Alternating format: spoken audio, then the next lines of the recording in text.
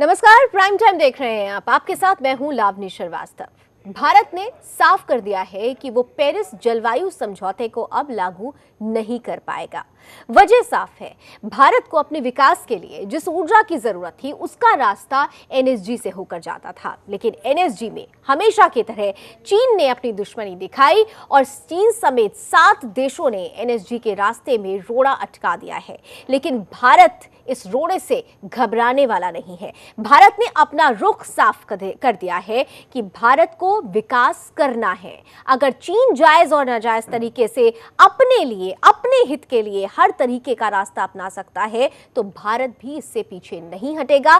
भारत अपने विकास किसी भी हद तक रोकेगा नहीं। यही वजह है कि भारत ने साफ कर दिया है कि एनएसजी के जरिए अगर उसे एटॉमिक एनर्जी नहीं मिलती है तो वो दूसरे रास्ते अपनाएगा और इस बीच पेरिस जलवायु समझौते के तहत जो नियम बनाए गए हैं उसे लागू करने में वो विफल होगा। तो क्या ये भारत का करारा जवाब है और इस जवाब का क्या होगा असर? इसी मसले पर खास बातचीत करेंगे। कुछ खास मेहमान मेरे साथ जुड़ेंगे, लेकिन उससे पहले इस रिपोर्ट पर एक नजर।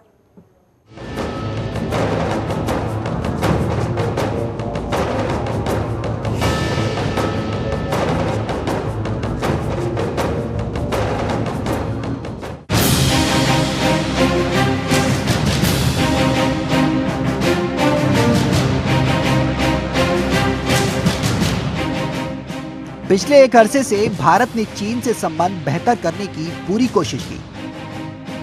चीनी राष्ट्रपति शी जिनपिंग का भारत दौरे में शानदार स्वागत। इसके बाद प्रधानमंत्री नरेंद्र मोदी का चीन जाकर दोस्ती आगे बढ़ाने की ख्वाहिश जाहिर करना। बावजूद इसके चीन ने दिखाया कि उसके मन में भारत से ज्यादा आतंकी मसूद अजहर के लिए जगह है। चीन अपनी तरक्की के लिए हर जायज नाजायज रास्ते अपनाता है, लेकिन भारत जैसा विशाल देश अपनी विशाल ऊर्जा जरूरतों के लिए दुनिया से बेहतर संबंध चाहता है, तो चीन अपने मन में दबाविश उगल देता है। दक्षिण कोरिया के सोल में एनर्जी सम्मेलन में चीन का भारत विरोधी चेहरा सबने देखा। चीन ने भारत के खिलाफ कई देशों को तब भी लामबंद किया जब उसी वक्त ताशकंद में प्रधानमंत्री नरेंद्र मोदी ने चीनी राष्ट्रपति शी जिनपिंग से सहयोग की उम्मीद जाहिर की। अगर सोल में भारत को एनएसजी में शामिल कर लिया जाता तो भारत तमाम सदस्य देशों से एटॉमिक ऊर्जा का व्यापार कर सकता था, जिसकी वजह से 125 करोड़ लोगों के लिए ऊर्जा के बेहतर विकल्प मौजूद रहते। लेकिन अब जाहिर है एनएसजी में जगह नहीं मिलने से भारत के लिए दुनिया से एटॉमिक एनर्जी लेना आसान नहीं होगा। तो भारत ने अब दुनिया के सामने साफ कर दिया है कि उसे विकास तो करना ही पड़ेगा। अगर दुनिया एटॉमिक ऊर्जा में उसे सहयोग नहीं करेगी तब भी भारत आगे तो बढ़ेगा ही।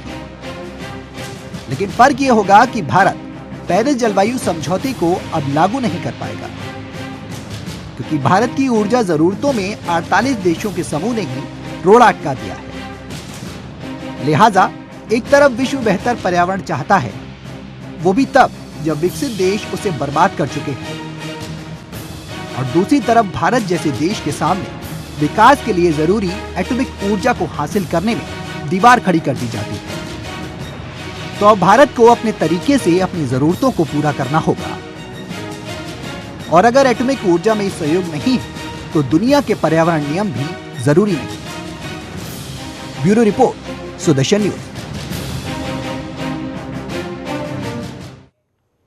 तो एक वक्त था जब भारत कई स्तर पर कमजोर पड़ जाता था, लेकिन अब भारत जिन हाथों में है, जिस कुशल नेतृत्व के हाथ में है, सीधे तौर पर एक कहावत वहां पर फिट बैठती है, तू डाल डाल तो मैं पात पात। यही वजह है कि सीधे तौर पर अगर एनएसजी में भारत को जगह नहीं मिली है तो भारत सरकार ने ये क्लियर कर दिया है कि पेरिस जलवायु समझौते को वो लागू नहीं कर पाएगा। ये सीधे तौर पर वर्तमान सरकार का कूटनीतिक हिस्सा है।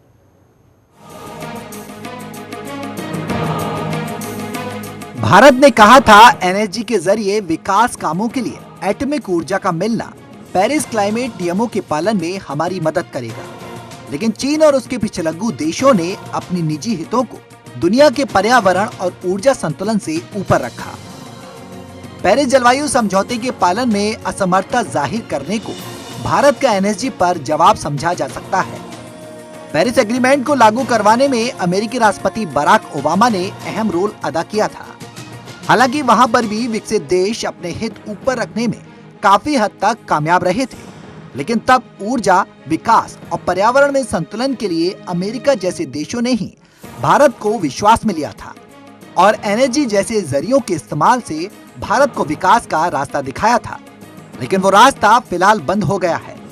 अब सवाल उठता है कि पेरिस समझौते पर भारत के सख्त तेवर से क्या हासिल होगा।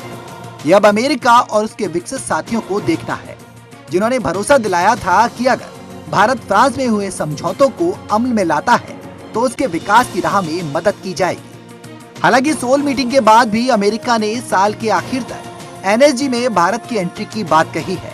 तो क्या ऐसा समझा जाए कि पेरिस एग्रीमेंट पर भारत का हालिया रुख और अमेरिका का बयान एक कूटनीति का हिस्सा है? और अब दुनिया चीन से ही सवाल दागेगी कि अगर भारत के सामने आप ऊर्जा रुकावट खड़ी करते हैं तो विकास के लिए वो पर्यावरण के पैमाने पर कैसे पूरी तरह खरे उतर पाएंगे। इसलिए भारत के कड़े तेवर आपके पूर्वाग्रह से ग्रसित फैसलों का नतीजा है। आप अपने तेवर ढीले करिए, भारत भी रास्ते पर होगा और दुनिया भी बेहतर रहेगी। Bureau report, Sudarshan news. तो साफ जाहिर है कि भारत ने अपना करारा जवाब दे दिया है, लेकिन इस जवाब का असर क्या होगा, इस पहलू को थोड़ा विस्तार से समझते हैं। मेरे साथ इस वक्त स्टूडियो में खास मेहमान जुड़ चुके हैं। स्वागत करना चाहूंगी जाने माने रक्षा विशेषज्ञ retired major general SP Sinha साहब का। बहुत बहुत स्वागत है सिन्हा साहब आपका।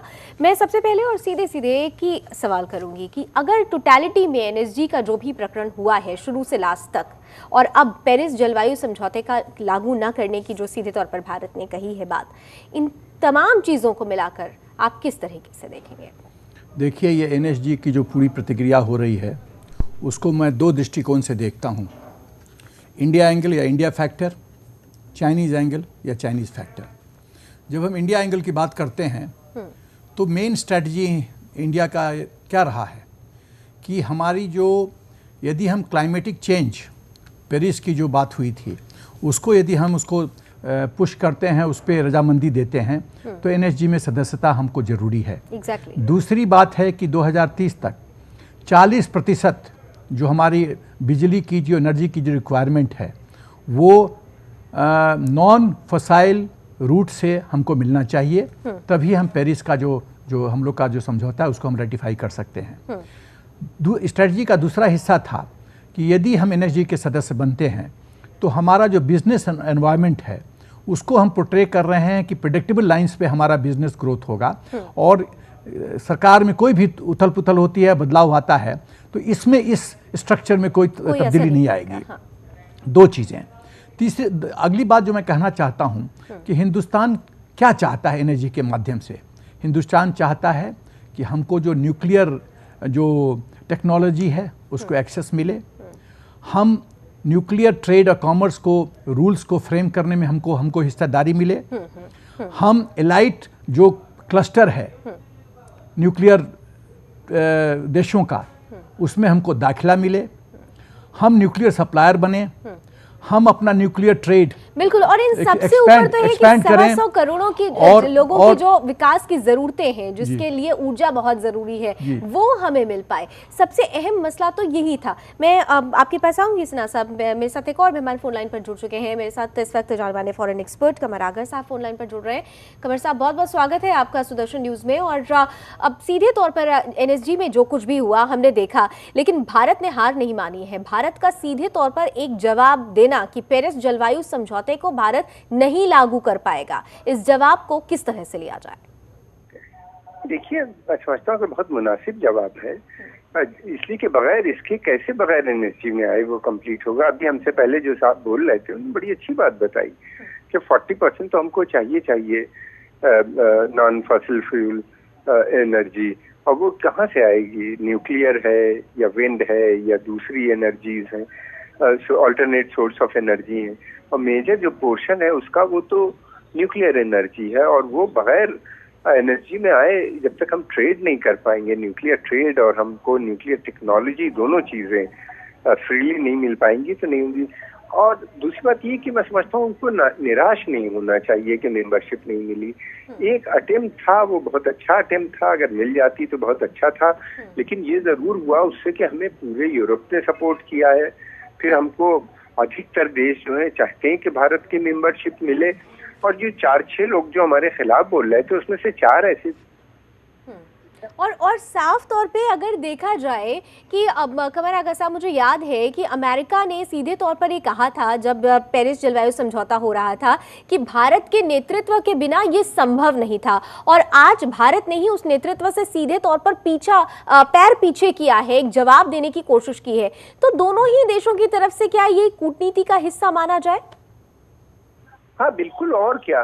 देखिए, बाहर के जो बड़े देश हैं इनके statement keeps on changing on time to time, उसमें बहुत ध्यान नहीं देना चाहिए। मेजर उनका जो पॉलिसी प्लानिंग है वो कुछ स्टेटमेंट पब्लिक कंजम्पशन में होते हैं, कुछ रियल होते हैं। जो रियल है वो है ये कि भारत चाहता है कि अमेरिका चाहता है कि भारत एनएसजी ही का नहीं बल्कि वेजेनार अरेंजमेंट, ऑस्ट्रेलिया ग्रुप और जो दूसरे मिसाइल टेक्नोलॉजी कंट्रोल रिजीम जिसकी मेंबरशिप मिल गई है, इन चारों ग्रुप्स में वो चाहता है ताकि कन्वेंशनल वॉरफेयर और तमाम चीज़ें क्लियर हो पाए। मैं एसपी सिन्हा सर के पास आती हूँ। जी कमर होगा में मिलना चाहता है उसमें, और एक बड़ा रोल वो प्ले कर सके, इसलिए कि वो एक बड़ी पावर के रूप में भी इमर्ज हो चुका है। बिल्कुल, लेकिन चाइना बहुत समय तक मैं नहीं समझता कि इसको रोक पाएगा। बिल्कुल, ये बस मैं ऐसी मैं कमर आगा साहब आपके पास आऊंगी, मैं आपके पास भी आ रही हूँ। मेरे पास एसपी सिन्हा सर से ये सवाल करना चाहूँगी। चीन की बात हमने सीधे तौर पर उठाई है। चीन ने हमेशा से अपनी कोशिशों के, अपनी ज़रूरतों के लिए जायज़ नाजायज़ दोनों तरह का अपनाया है, और साउथ एशिया का अगर कोई हीरो बनना चाहता है और बॉस बनना चाहता है तो चीन बनना चाहता है। लेकिन इस बार जो भारत का ये जवाब है, और भारत ने जिस तरीके से कूटनीतिक चाल कहना चाहिए वो चली है चीन को एक जवाब देने के लिए, आपको लगता है चीन की दीवार गिर पाएगी? देखिए, जब हम चाइना फैक्टर की बात करते हैं अपनी एनएसजी के सदस्यता से, तो मैं कुछ प्रमुख बिंदुओं पे टिप्पणी करना पसंद करूंगा। पहला चीज़ कि चीन के इस व्यवहार से चीन हमको क्या संदेश दे रहा है, चीन की स्ट्रेटजी क्या है, चीन का अप्रोच क्या है, और चीन का परसेप्शन क्या है, और चीन का ऑब्जेक्शन क्या है एनएसजी के मेंबरशिप की सदस्यता के लिए। मैसेज जो हिंदुस्तान को दे रहा है कि आप हमको कंटेन करके, हम पर हमारे ग्रोथ या हमारे महत्वाकांक्षा, विश्व के जो सुपर पावर बनने की जो हम महत्वाकांक्षा है, उस पे यदि आप रास्ते में बाधक बनते हो तो हम आपके साथ नहीं हैं, हम भी बाधक बनेंगे। ये संदेश दे रहा है। संदेश दे रहा है कि आप अमेरिका के साथ यदि साउथ चाइना सी में या पैसिफिक में आप पिवट बन रहे हो तो हम भी आपके लिए कष्ट पैदा करेंगे, ये संदेश दे रहा है। तो उसकी स्ट्रेटजी क्या है कि किसी तरह से हिंदुस्तान एक सुपर पावर के रूप में इमर्ज कर रहा है, तो हिंदुस्तान को एक ग्लोबल पावर बनने से रोको, और स्ट्रेटजिक इक्वेशंस जो है हिंदुस्तान के इर्द गिर्द उसको कंट्रोल करो। जो रीजनल कंट्रीज़ हैं हिंदुस्तान के इर्द गिर्द उनको कंट्रोल करो और हिंदुस्तान का लाइफ डिफ़िकल्ट करो। अब हम चाइना का परसेप्शन की बात करते हैं। चाइना का जो परसेप्शन है कि हिंदुस्तान अमेरिका के साथ मिलके एक साउथ चाइना सी में, पैसिफिक में एक पिवट बनने की कोशिश कर रहा है, और चाइना सोचता है कि यदि हिंदुस्तान ग्लोबल पावर बन गया तो उसकी जो महत्वाकांक्षा है उसमें बाधा आएगी। और तो वो एक चीज़, दो मिनट और वो ये सोचता है, उसकी परसेप्शन है कि यदि एनएसजी में हिंदुस्तान घुस जाता है तो एक न्यूक्लियर रेस होगा, एक न्यूक्लियर कन्फ्रंट्रेशन की संभावना बढ़ेगी, और ये सब चीज़ चाइना के हित में है नहीं। तो उसने क्या अप्रोच किया? उसने अप्रोच किया, पहले से एक ट्रैप डालना शुरू किया। ट्रैप डाला, पहले तो कहा कि एजेंडा में है नहीं, फिर एजेंडा के बाद उसने जो 48 में से 38 जो देश हैं उन्होंने सपोर्ट किया है ओपनली विदाउट एनी रिजर्वेशन। 9 देश हैं उन्होंने प्रोसीजर्स की बात की है। हाँ, बिल्कुल। और उसमें से जो 10वां देश है चाइना, और बेसिकली टर्की। चाइना और टर्की मिलकर टोटल ब्लॉकेड करने की उन्होंने कोशिश की है। और उनका कहना क्या है, मेन ऑब्जेक्शन चाइना का क्या है? ऑब्जेक्शन है कि एनपीटी स्टेट को हम नहीं कह सकते। हाँ, मैं पूछना चाहता हूं आपके चैनल के माध्यम से, पूरे विश्व से मैं पूछना चाहता हूं कि चाइना का अपना रिकॉर्ड क्या है नॉन प्रोलिफरेशन के फील्ड में? एक कहावत है बिहार में, चलनी दुसलन सूप के दिन का अपने 72 को छेद। यदि जिसको अपने 72 छेद है वो चलनी सूप को दूसरा ही है। तो सवाल यह है कि जो अपने न्यूक्लियर आर्सेनल को इतना बढ़ा चुके हैं वो दूसरे को सीख दे रहे हैं कि आप नॉन एनपीटी करो। और तीसरी बात, क्या ये सच नहीं है कि पाकिस्तान के माध्यम से नॉर्थ कोरिया को सामान सप्लाई हो रहा है जो कि यूनाइटेड नेशंस के रूल के खिलाफ एकदम खिलाफ है।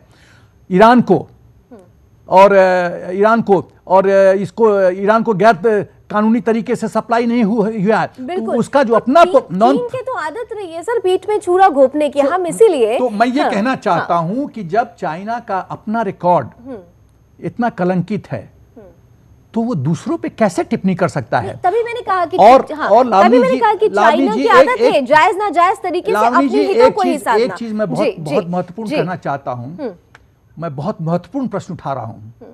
ये कैसा सिस्टम है, ये कैसी प्रणाली है कि यूनाइटेड नेशंस में 4 देश जो यूनाइटेड नेशन सिक्योरिटी काउंसिल के मेंबर हैं वो एक फैसला लेते हैं और एक देश नहीं लेता है और वो सब कुछ रद्द हो जाता है। तो एक सेकेंड, सुप्रीम कोर्ट में भी यदि 5 मेंबर बेंच है और उसमें 3 मेंबर एक डिसीजन देते हैं, इस पर भी बहस शुरू हो चुकी है और इस प्रावधान को बदलने के लिए भी अब पुरजोर तरीके से आवाजें उठने लगी है। मैं कमर आगा जी के पास आना चाहूंगी। कमर आगा जी, सीधे तौर पर अब इस पूरे अगर फिल्म का कोई विलेन है तो हम देख रहे हैं कि चाइना ही है। एनएसजी प्रकरण में अगर किसी ने रोड़ा अटकाया तो वो चाइना नहीं अटकाया है। अभी तक हमने अपनी तरफ से पूरी कोशिश की। भारत जैसे कहा जाता रहा है कि एक सौम्य देश भी है, कठोर कम ही होता है। चाइना के साथ हमने मित्रतापूर्ण व्यवहार करने की कोशिश की। शी जिनपिंग के साथ भी मुलाकात की गई है ताशकंद के दौरान, लेकिन जो उसका असर भी नजर नहीं आया।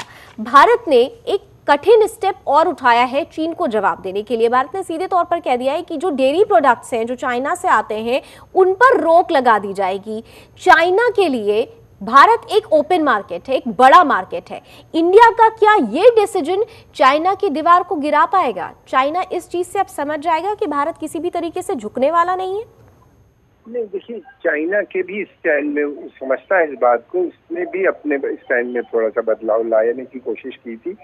कहा था दो चीजें हमको ध्यान में रखने की बात है। एक तरफ से जहां उसने भारत को रोका और रोकने में वो इस दफे कामयाब हुए, नहीं मिली हमको मेंबरशिप, अगली दफे या हो सकता है बीच में, साल के बीच में कहीं हो। लेकिन दूसरी सबसे बड़ी बात ये कि चाइना स्वयं बहुत आइसोलेटेड हो गया अंतर्राष्ट्रीय समुदाय में, और वो इसलिए पाकिस्तान के साथ खड़ा हुआ नजर आ रहा है जिसको कोई भी दुनिया का देश सपोर्ट करने पे तैयार नहीं है।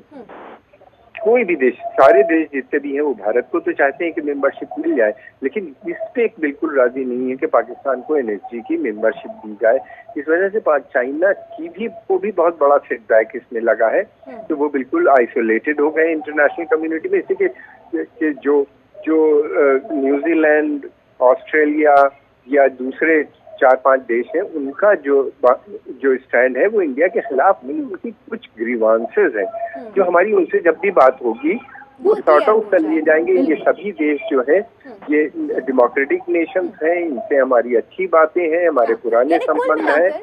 कुल मिलाकर चाइना को एक जो जवाब देने की कोशिश की जा रही थी वो जरूर दे दी गई। 5 सेकंड में एसवी जी अब कुछ कहना चाह रहे हैं, सिर्फ 5 सेकंड, क्योंकि मुझे डिबेट खत्म करना है। देखिए, मैं ये कहना चाहता हूँ कि हिंदुस्तान यदि समझती है कि एक अप्रोप्रिएट, मेरा सुझाव अप्रोप्रिएट है, तो मैं ये कहना चाहता हूँ कि माइनस चाइना और टर्की और ऐसे 2-3 देश जो हमारे अगेंस्ट हैं, एक दूसरा न्यूक्लियर सप्लायर्स ग्रुप की रचना होनी चाहिए। ठीक है, जैसे ब्रिक्स है, बेसिक है, आरआईसी है, उस तरह की ऑर्गेनाइजेशन की जिसमें ये दोनों रहे नहीं। एक नया वेंचर तैयार करने की जरूरत है, नया ग्रुप तैयार करने की जरूरत है। दूसरी बात है इकोनॉमिक एक्शन, जो ऑप्शन है, इकोनॉमिक ऑप्शन है कि चाइना के गुड्स को देखो, जब चाइना के गुड्स को इसीलिए सर रोकने की कोशिश हो रही है। माफी चाहती हूँ मेरे पास क्योंकि समय खत्म हो चुका है, मैं माफी चाहती हूँ। लेकिन बहुत इंपॉर्टेंट बात जो आप कहना चाह रहे हैं कि चाइना गुड्स के लिए अगर इंडियन मार्केट ओपन मार्केट है तो उस मार्केट के गेट को बंद करना होगा। हिंदुस्तान के लोकल पॉपुलेशन को इनिशिएटिव लेना पड़ेगा। एग्जैक्टली, सरकार से मत एक्सपेक्ट कीजिए। एग्जैक्टली, चाइना को बॉयकॉट कीजिए सीधे तौर पर।